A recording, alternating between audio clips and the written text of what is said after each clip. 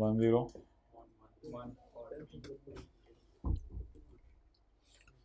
कल वाली क्लास इंशाल्लाह 1:45 से 5 बजे तक फर्स्ट फ्लोर के ऊपर एक बड़ा सा रूम है, फिर हाइब्रिड हैं 2 साथ। अच्छा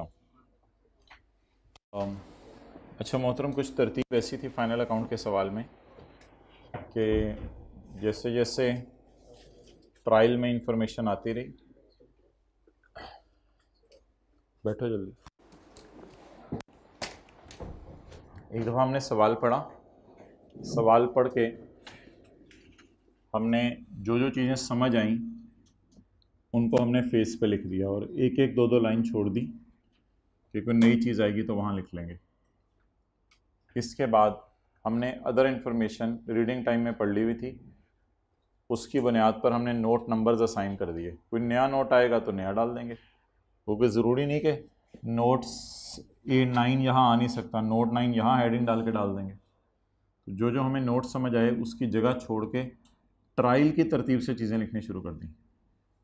दोबारा से सुन लें सारी बात। सबसे पहले हमने क्या किया, सवाल का बेसिक स्ट्रक्चर खड़ा किया, जैसे sale, cost of sale, admin expense, selling expense. ये करने के बाद दूसरा काम हमने ये किया कि सवाल की एडजस्टमेंट्स रीडिंग टाइम में पढ़ ली हुई थी, एडजस्टमेंट्स को ट्रायल पर रेफ़र करने के बाद ट्रायल से एक एक फिगर उठा के पोस्ट करते गए और साथ साथ एडजस्टमेंट्स को कवर करते गए।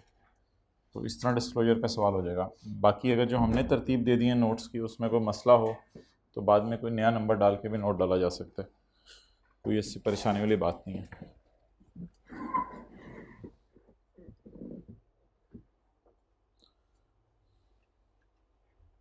पास पेपर क्वेश्चन 5 भाई वो सरासिफ वाला ज़रा उनको बताएं कि जैसे ही सर निकले तो इधर बता दें ज़रा। पास पेपर क्वेश्चन 5। हाँ जी, क्लास में जब जाने लगे तो बता दें हमें, हम भी आज MFA की क्लास में जाएंगे। Sannava power limited is preparing its financial statements for the year ended 30/1/2017। Following issues are under consideration. Page number 373।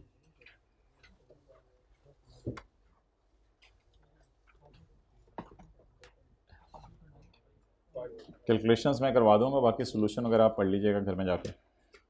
NPL entered into a contract on यकम अगस्त 16।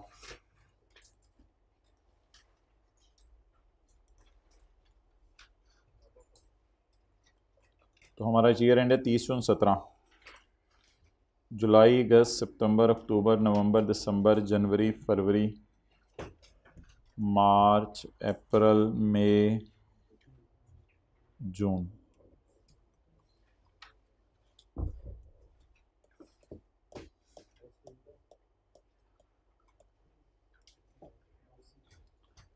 अच्छा जी, आ जाएं आप फिर। सर आसिफ को बता दिया, कोई टीए नहीं है। NPL entered into a contract on यकम अगस्त 16। NPL ने एक कॉन्ट्रैक्ट किया यकम अगस्त 16 को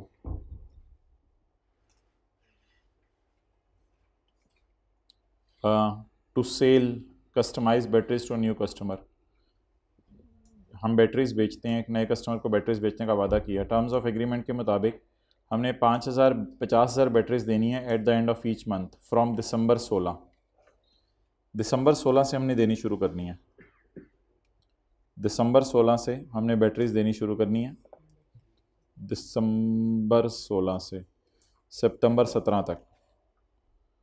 तो दिसंबर 16 से सितंबर 17 तक, जुलाई, अगस्त, सितंबर तक हमने बैटरीज देते रहने, बेचते रहने, बेचते रहने, बेचते रहने। हर महीने 50,000 at a price of 15 million per month, और हर 50,000 की प्राइस 15 मिलियन पर मंथ है। अगर हमने लेट डिलीवर की या हमने कॉन्ट्रैक्ट कैंसिल किया तो पेनल्टी 5 मिलियन और 20 मिलियन है। लेट डिलीवर करने पे 5 मिलियन पेनल्टी है और कॉन्ट्रैक्ट कैंसिल करने पे 20। तो लेट डिलीवर किसी महीने की तो 5 मिलियन जुर्माना देंगे, अगर ओवरऑल कॉन्ट्रैक्ट से ही जान छुड़ानी हुई फिर 20 मिलियन जुर्माना दे देंगे। ऑन यकम अगस्त 16 NPL का अंदाज़ा था कि cost of production would be 10 million per month. हमारा अंदाज़ा था कि हर महीने कॉस्ट होगी 10 मिलियन पर मंथ, यानी हमने ये सोचा था कि 15 की बेचेंगे 10 कॉस्ट होगी, 15 की बेचेंगे 10 कॉस्ट होगी, 15 की बेचेंगे 10 कॉस्ट होगी, 15 की बेचेंगे 10 कॉस्ट होगी, 15 की बेचेंगे 10 कॉस्ट होगी। ये हमारा एक अंदाज़ा था 15 की बेचेंगे 10 कॉस्ट होगी, 15 की बेचेंगे 10 कॉस्ट होगी, 15 की बेचेंगे 10 कॉस्ट होगी। ये हमारा एक अंदाज़ा था। ऑन यकम अगस्त NPL कॉस्ट ऑफ प्रोडक्शन भी 10 million per month. However cost of production increase subsequently, लेकिन बाद में 10 रुपये का मसला राइज हो गया, महंगा हो गया। Despite the increase in cost of production, cost of production बढ़ गई थी। अच्छा, हम एक ट्रांजेक्शन लॉक कर चुके हैं, सेल प्राइस, वो हमारे बस में नहीं है। अब सेल प्राइस हम लॉक कर चुके हुए हैं, मेड अ एग्रीमेंट, वो प्राइस हम नहीं बदल सकते। Despite the increase in cost of production NPL made timely delivery still मई तक सब सही चलता रहा। दिसंबर, जनवरी, फरवरी, मार्च, अप्रैल, मई तक सब सही चलता रहा। Eight a total cost of 99, और इसमें टोटल कॉस्ट है 99, यानी कि यहाँ से लेके यहाँ तक जो सोचा था वो मैंने ऊपर लिख दिया है। हकीकत ये हुई होगी कि दिसंबर, जनवरी, फरवरी, मार्च, अप्रैल, मई 6 महीने तक 15 मिलियन मुझे मिलता रहा होगा, और मैंने कॉस्ट सोची थी 10 10 10 10 10 10 60, लेकिन अनलकीली मेरी एक्चुअल कॉस्ट 99। अब ये जो 9 का लॉस है इसकी हमने डिस्कशन नहीं करनी, क्योंकि ये लाइन का लॉस इस साल आ गया है, तो it is not a provision, ये कोई लाइबिलिटी नहीं है हमारे ऊपर, ये लॉस आ गया है। तो हुआ ये होगा कि हमने एंट्री की होगी कैश डेबिट सेल क्रेडिट 90 से, और cost of sale debit inventory credit 99 से, तो ये 9 का लॉस हो गया होगा। इन्वेंट्री कैसे 60 से होगी? 60 से तो तब होती जब हमने किसी से परचेज प्राइस भी लॉक कर ली होती। बैटरी बनाने के लिए जो रॉ मटेरियल है उसका एग्रीमेंट नहीं हुआ हुआ, ट्राई टू अंडरस्टैंड।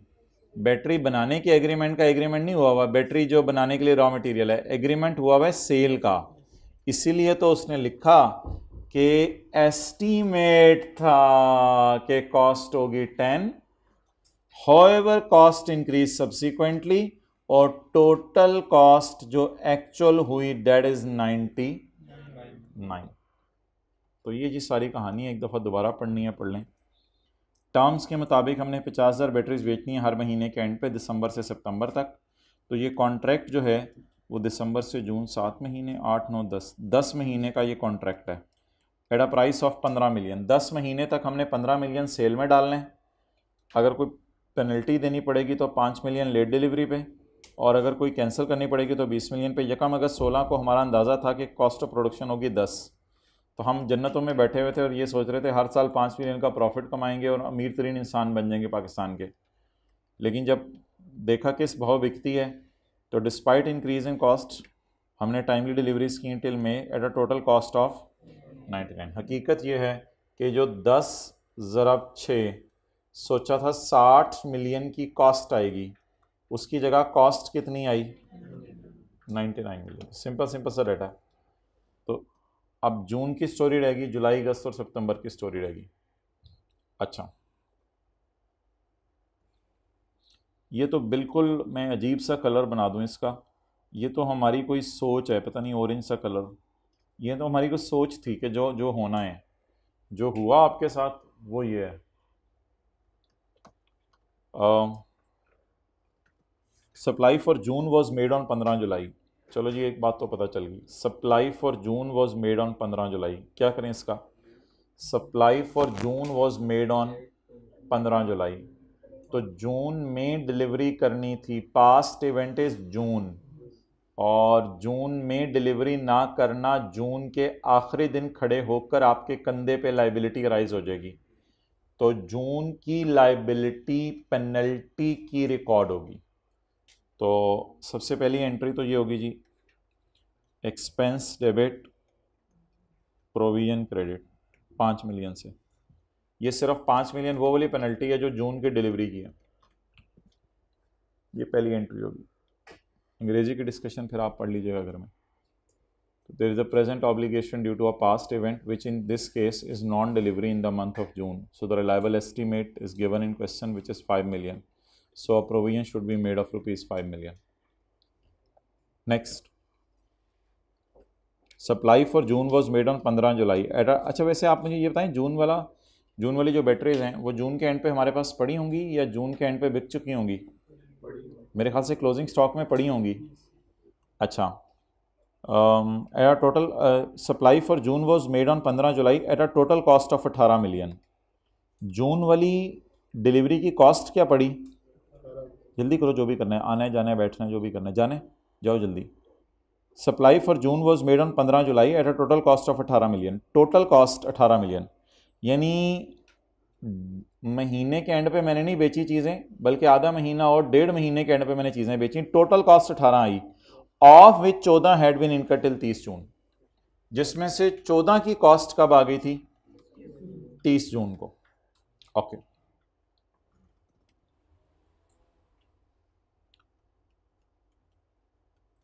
कॉस्ट है 14, 30 जून तक। ज़ाहिर बात है 30 जून को खड़े होकर एनआरवी की कैलकुलेशन होगी। कॉस्ट है 14, एनआरवी एस्टिमेटेड सेलिंग प्राइस 15, बल्कि ये कंफर्म है selling price, less cost to complete या cost to repair less cost to sell, ये एनआरवी का फॉर्मूला होता है। टोटल कॉस्ट कितनी आई? टोटल कॉस्ट कितनी आई, जिसमें से 14 कब आई? तो 4 कब आई होगी?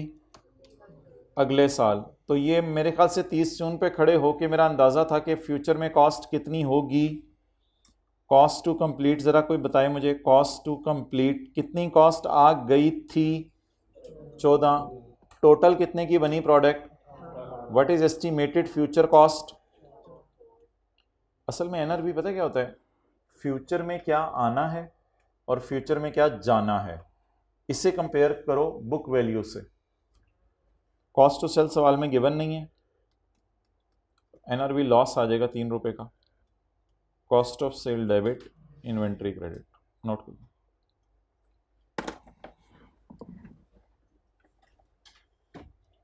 कितने का स्टॉक बना 1.5 महीना लगा के दिन रात एक करके? 18 का। कितने का बना? पिछले 6 महीने कितने का बना था? 99 का। ये जून वाला कितने का बना?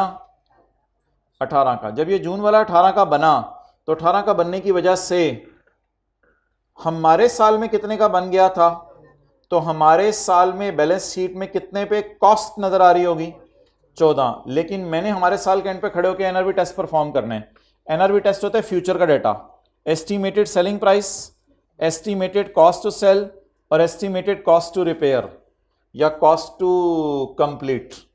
तो कॉस्ट टू कंप्लीट का एस्टिमेट लगाने की जरूरत नहीं है।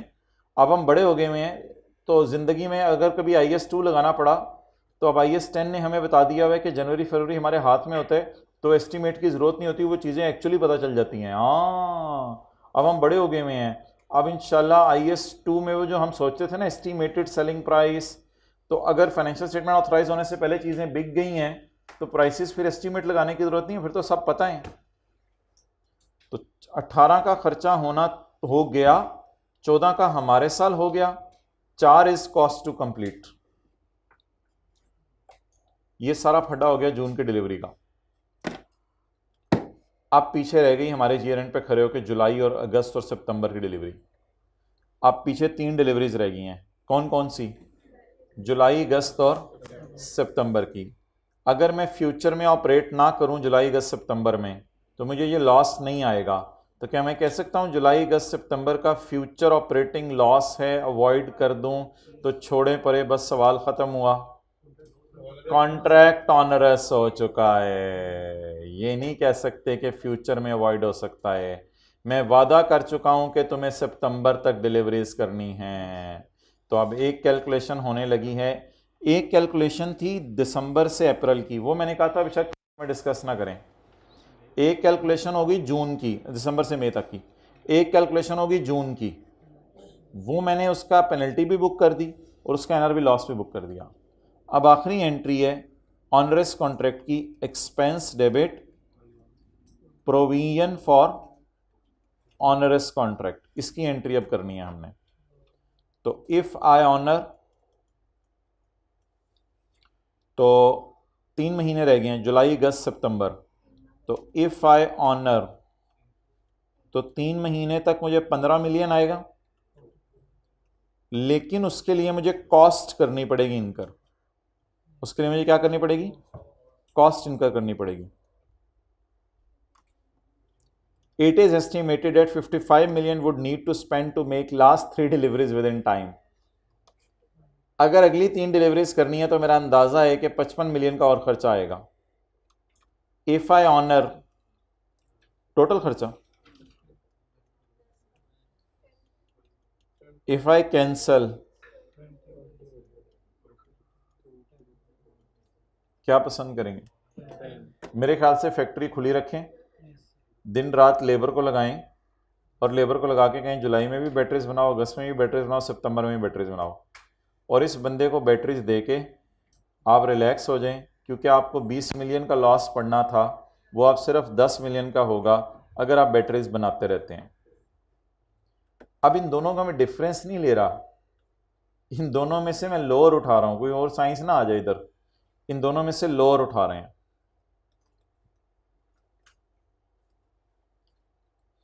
लोअर इज, सो इसको उठाना है, इसे इग्नोर करना है।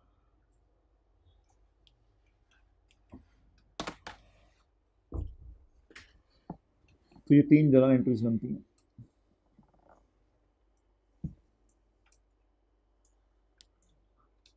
जी देखो, सारा डाटा अवेलेबल है, पड़े हुए स्टॉक में कोई मसला अगर बता दे वो, तो क्यों ना कर लें कैलकुलेट। इससे पहले लैपटॉप्स वाला चैम्प वाला एक सवाल था, उसमें तो एस्टिमेटेड सेलिंग प्राइस ही नहीं दे रहा था हमें।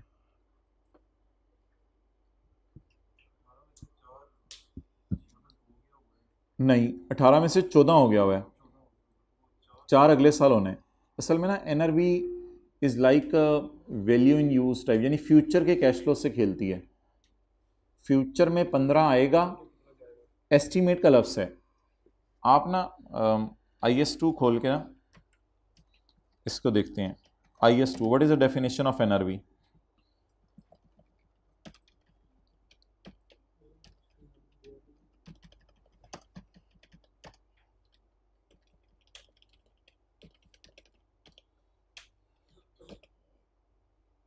NRV is the estimated selling price less estimated cost of completion। तो अल्लाह का शुक्र है अब एस्टीमेट कॉस्ट ऑफ कंप्लीशन निकालने की जरूरत नहीं थी। टोटल कॉस्ट थी 18 में से 14 हमारे साल हो गई थी, तो वो कॉस्ट थी for the purpose of stock valuation, वो कॉस्ट थी। तो 18 minus 14, 4 can be called as estimated cost of completion, बल्कि एस्टीमेट का लफ्ज़ भी साथ हटा दें, क्योंकि अब तो पता चल गया सब कुछ। IAS 10 कहता है कि अभी तो फाइनेंशियल स्टेटमेंट हाथ में है, तो फिर कॉस्ट ऑफ कंप्लीशन खाली लफ्ज़ लिख दें तो भी काफ़ी है। And estimated cost to make the sale, तो it is a formula of NRV.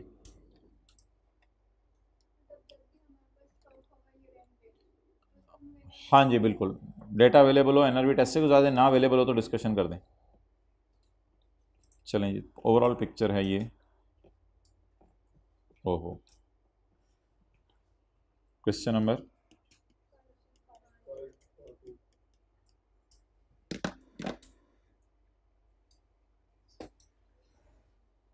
Okay.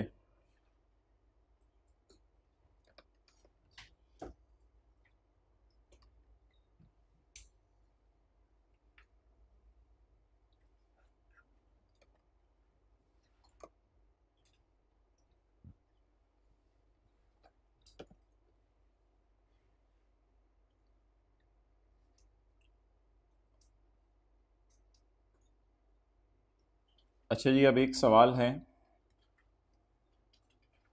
ऐसे ही आपसे जनरल, ये 30 जून है, फाइनेंशियल स्टेटमेंट्स ऑथोराइज होनी है 27 सितंबर को, डायरेक्टर्स ने कर दी ऑथोराइज। अच्छा, मई और जून का बिजली का बिल नहीं दिया हुआ, क्या एंट्री होगी 30 जून को?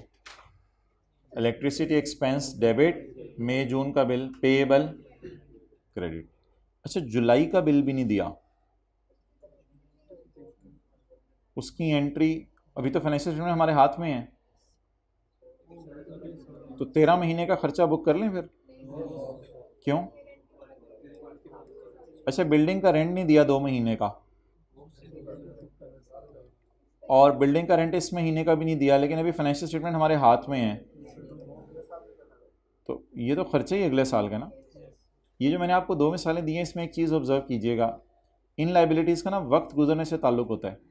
बिजली का बिल मई जून में इस्तेमाल हुई, तब लाइबिलिटी बनी, ये कब इस्तेमाल हुई, तो इसकी लाइबिलिटी कब बनी? अगले साल। तो हमारे साल तो लाइबिलिटी बिला वजह आके बुक नहीं करेंगे कि डायरेक्टर्स कह रहे हैं फाइनेंशियल स्टेटमेंट हाथ में है, तो फिर सारी एंट्रीज इन 3 महीनों की कर दो, फिर फाइनेंशियल स्टेटमेंट ही 15 महीनों की बनाया करो, ये तो कोई बात नहीं हुई। तो ये जो कुछ लाइबिलिटीज़ होती हैं, ये रोज़ाना के एतबार से राइज हो रही होती हैं। कॉलेज वाले रोज़ाना के एतबार से बिजली के बिल के लिए लाइबल फील कर रहे हैं, लेकिन एंट्री आसानी के लिए ईयर एंड पे या मंथ एंड पे बुक कर ली जाती है। लेकिन इन एनी केस जुलाई का बिजली का bill can not be booked in June financial statements. अच्छा चलें जी, बस आखिरी एडजस्टमेंट आज की 5 का सी, हमारा ईयर एंड 23/17, हम खड़े किस दिन है? नहीं सवाल ने बताया हुआ, बट ना ना ना ना ना नहीं बताया हुआ सवाल ने।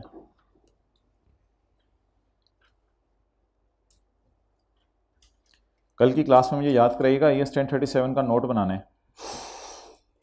यानी कि ये तो थ्योरी के सवाल करते हैं, नोट भी बनाना होता है? हाँ, नोट बनाएंगे। Provision for onerous contract opening expense closing, provision for warranty opening expense closing, वो जो सारे कॉलम्स बनाएंगे, लैंड बिल्डिंग प्लांट मशीनरी की तरह प्रोविजन के बैलेंसेस सारे बनाएंगे। और नीचे फिर ये नहीं लिखेंगे कि डिस्क्लोज करके आओ, नीचे डिस्क्लोजर बनाएंगे, नेचर ऑफ, ये नहीं बताएंगे कि नेचर ऑफ इवेंट बताओ, नेचर बता के आएंगे। कल बस याद कराइएगा ये। ओके, ऑन 1 नवंबर 2016 को एक नया लॉ आया है जिसमें सारी फैक्ट्रीज ने इंस्टॉल करने हैं सेफ्टी इक्विपमेंट विद इन 5 मंथ्स। हमारा ईयर एंड 23/17, जुलाई अगस्त सितंबर अक्टूबर नवंबर दिसंबर जनवरी फरवरी मार्च अप्रैल मई जून। ऑन 1 नवंबर एक नया लॉ आया है जिसमें ऑल फैक्ट्रीज को कहा है कि आप लोग सेफ्टी इक्विपमेंट लगा लो विद इन 5 मंथ्स। नवंबर दिसंबर जनवरी फरवरी मार्च, 1 अप्रैल तक या 31 मार्च तक, जो मर्जी समझ लें, वो कोई मसला नहीं। 1 अप्रैल को अगर गवर्नमेंट वाले आए और उन्होंने आके कहा कि आपने सेफ्टी इक्विपमेंट नहीं लगाए, तो मेरे ख्याल से फिर भी सेफ्टी इक्विपमेंट लगाने की तो लाइबिलिटी नहीं होगी, हम बिजनेस ही बंद कर देंगे सेफ्टी इक्विपमेंट लगाए बगैर। लेकिन वैसे ही चलें, एक पुरानी बात याद आ गई मुझे, तो the equipment costing 15 million was ordered in February. देखिए कितने सुस्त लोग हैं हम, हमने कहा अभी क्या यार, छोड़ो बरे यार, नवंबर का उन्होंने मुझे बताया हुआ है, और मुझे कब ख्याल आया ऑर्डर करने का? मैंने ऑर्डर ही 1 फरवरी को किया, चपेट मारे बंदा, 1 फरवरी में जाके मुझे ख्याल आ रहा है ऑर्डर करने का। उसने कहा भाईजान 30 अप्रैल तक इंस्टॉल करके दे सकता हूं। क्यों उसने कहा 30 अप्रैल तक इंस्टॉल करके दे सकता हूं? मैं उससे लूँ ही ना, क्योंकि मुझे तो 30 अप्रैल तक नहीं इंस्टॉल चाहिए, मुझे तो कब तक इंस्टॉलेशन चाहिए? 31 मार्च तक। 1 मार्च नहीं, बोंगी नहीं मारनी कोई, मुझे 31 मार्च तक इंस्टॉलेशन चाहिए। क्यों? गवर्नमेंट ने कह दिया हुआ है 5 महीने पूरे हो रहे हैं। मैंने ऑर्डर लेट जाके किया, मैंने ऑर्डर ही कब किया है? फेब में, और अगले बंदे ने क्या कहा कब तक इंस्टॉल करेगा? तो मैं क्यों ऐसा मुआहदा करके आ गया हूँ? मैं पागल हूँ? यस सर नहीं, क्यों ऐसा मुआहदा करके आ गया हूँ मैं? इस सादा सी बातें कहीं और से नहीं मिल रहे होंगे।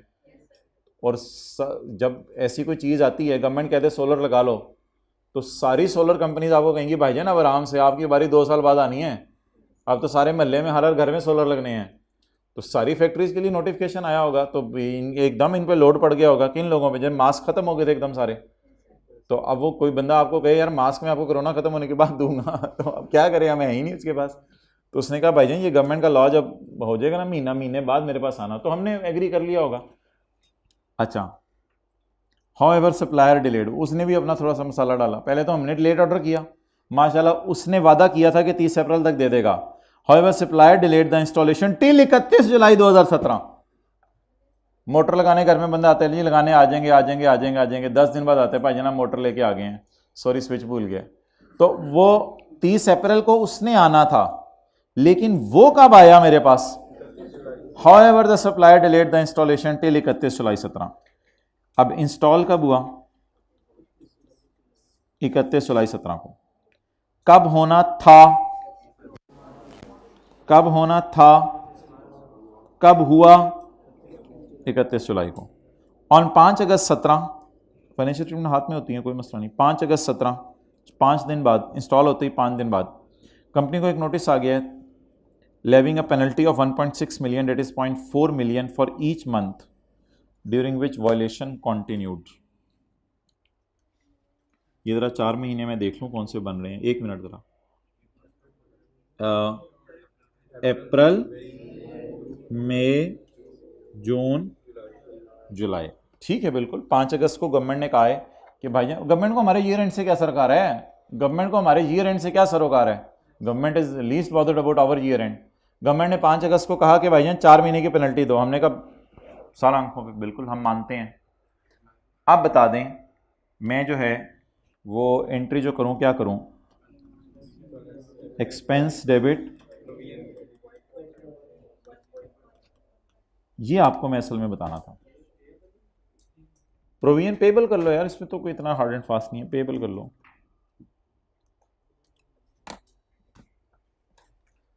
क्यों ये अच्छा, अगर कोई बेचारा जुलाई की लाइबिलिटी बुक कर भी लेना तो मेरा उससे सवाल होगा पास्ट इवेंट, वो कहेगा नॉन कंप्लायंस इन जुलाई। कहूंगा तुम होश में हो? चुपे, मैं पास्ट इवेंट पूछा तुम जुलाई बोल रहे हो। नॉन कंप्लायंस इन, अच्छा ये इस तरह की पेनल्टी है जिसका ताल्लुक वक्त गुजरने के साथ है, डेली की बेस पे हमारे कंधों पे पड़ती है।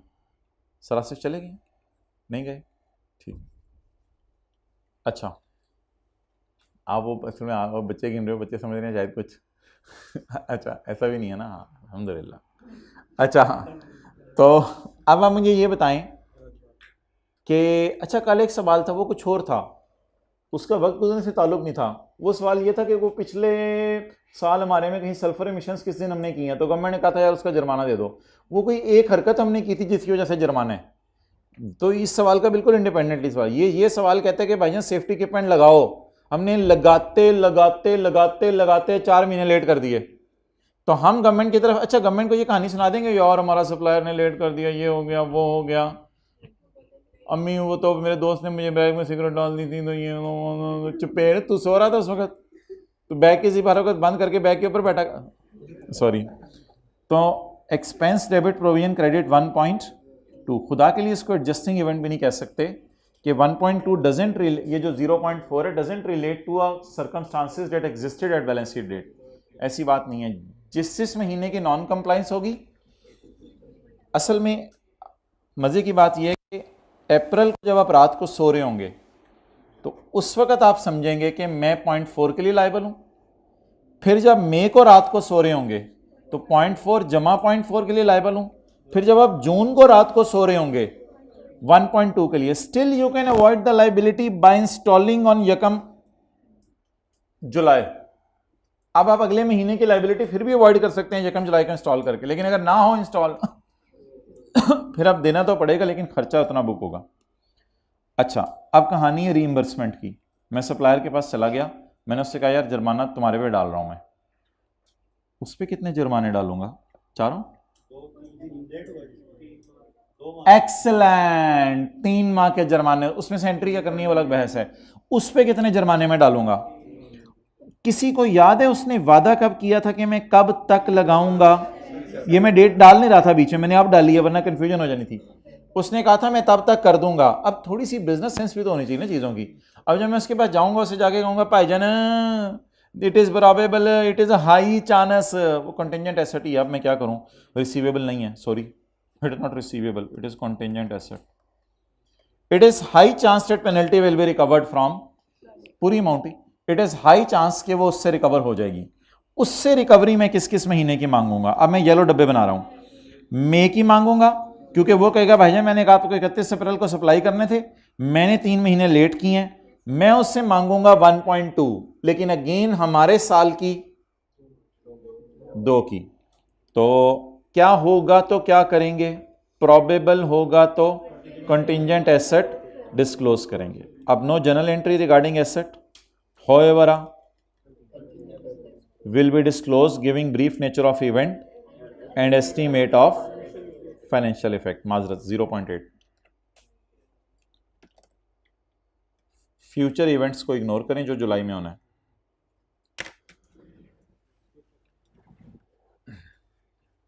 IS-10 क्या होता था, IS-10 is a bit different thing. चोरी होगी है मई में और जाके पता चल रही है जनवरी में, डेट इज IS-10। कुछ ना कुछ हुआ होता था हमारे साल। एक्सपेंस कौन सा वाला, ये वाला। अप्रैल, मई और जून और जुलाई 4 महीनों का हमने गवर्नमेंट को जुर्माना देना है।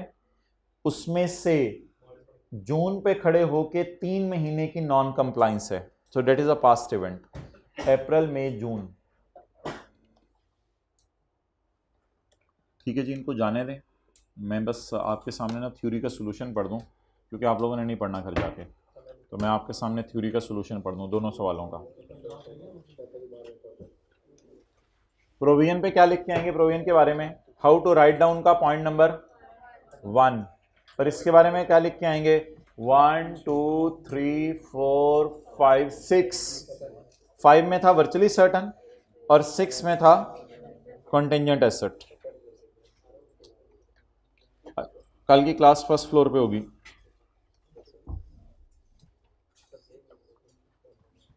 पहले वो उसका सॉल्यूशन पढ़े हैं, क्या था उसका नाम, नहीं इसी का।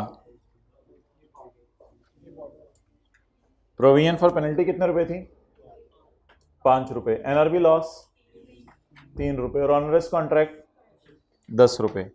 फॉलोइंग ऐसी बोंगी मारी है उसने, प्रोविजन एक्सपेंस मिक्स करा चीज़ों को। बस लॉ एक्सपेंस इसलिए उसने लिख दिया कि इन दोनों की प्रोविजन बनानी है और इसके कॉस्ट ऑफ सेल में डालना है। तो note 1, supply was made after 15 days, so as per terms of provision for penalty should be recorded for this adjusting event, इस एडजस्टिंग इवेंट की, क्योंकि हमारे साल के बाद डिलीवरी हुई ना, तो मसला तो हमारे साल आ गया था। Next, since cost incurred till June is higher than NRB of इतने, सो 3 मिलियन का एनआरबी लॉस रिकॉर्ड होना है। Since estimated cost of 55 million which would need to spend is more than total revenue of 45, inflow और outflow net याद है ना, 55 और 45, 55 और 45। If I honour if I cancel 55 और 45, तो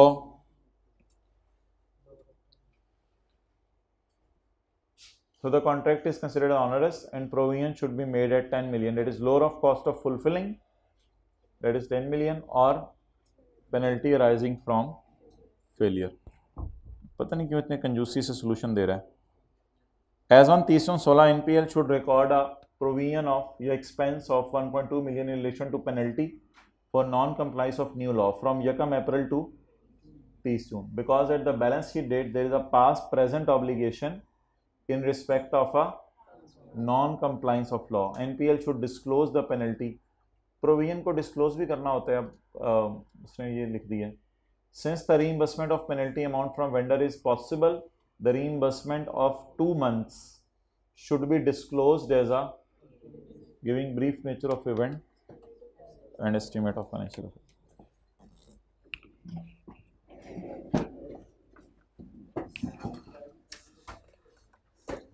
बाकी को हाँ कुछ भी नहीं करेंगे, बस अगले साल के एक्सपेंस में डाल देंगे और रिसीवेबल में, अगर रिसीव हुआ, वरना तो वो भी अभी तक पता नहीं है कि मिलना है। ये रीइंबर्समेंट वाला पैरा क्यों नहीं लिख के आना पड़ा? रीइंबर्समेंट वाला पैरा क्यों नहीं लिख के आना पड़ा? नहीं, अगला साल तो कोई नहीं है, अजीब सी बात करें। रीइंबर्समेंट वाला, एक्सेलेंट। रीइंबर्समेंट वाला पैरा मेरे भाई इसलिए नहीं लिख के आना पड़ा कि reimbursement will be recorded when and only when it is virtually certain that amount will be recovered. तो ऐसा कुछ लिखा नहीं हुआ सवाल में, वर्चुअली सर्टन, तो वो फिर आगे बहस, अजीब सी बहस होगी। The receivable should be recorded up to the extent of provision. वो कहेगा केड़ा receivable? In P and L the expense and income should be, केड़ा एक्सपेंस और इनकम? However in balance sheet asset should be shown. कौन सा asset? तो वो जो रीइंबर्समेंट के पैरास थे वो इस वजह से स्किप हो गए एकदम कि ये रिसीवेबल वर्चुअली सर्टन। अगर ये भी वर्चुअली सर्टन होता तो वो रीइंबर्समेंट के पैरास भी लिख के आने पड़ते। जी मंडे को टेस्ट तो इसमें से हो जाएगा ना, 10:37 में से।